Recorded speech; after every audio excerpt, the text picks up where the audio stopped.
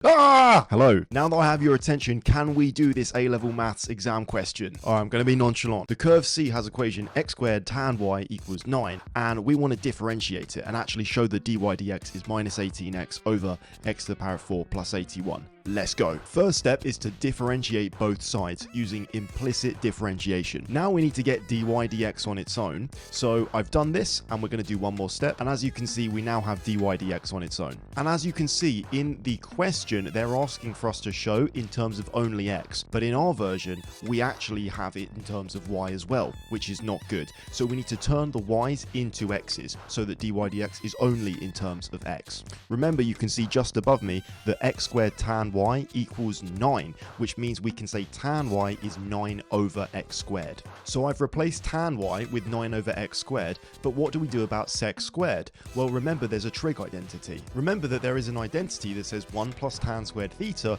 is identical to sec squared theta, which in the context of our question means 1 plus 9 over x squared is identical to sec squared y. So as you can see, dy dx is now written as minus 2x times 9 over x squared, because that's tan y, divided by x squared times sec squared y, and sec squared y is 1 plus 9 over x squared, like that. You guys can see that with one line of working out, we can rewrite the numerator as minus 18 over x, and the denominator as x squared times 1 plus 81 over x to the 4. And then with one more line of working out, we can expand the brackets out on the denominator to get x squared plus 81 over x squared. And the final line of working out is to times both sides by x squared, and we finally get that dy dx only in terms of x is minus 18x over x to the 4 plus 81, which is what they wanted for part A. Now going up to the top to look at part B, it says prove that C, which is the equation of that curve, has a point of inflection at x equals the fourth root of 27. Remember,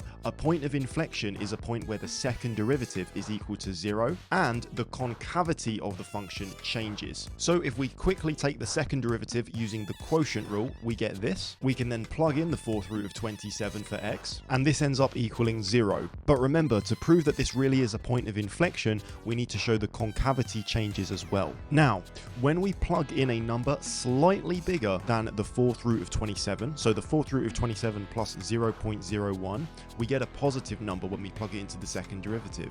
When we plug in a number slightly less than the fourth root of 27, the fourth root of 27 minus 0.01, we get a number that's slightly negative, slightly less than 0.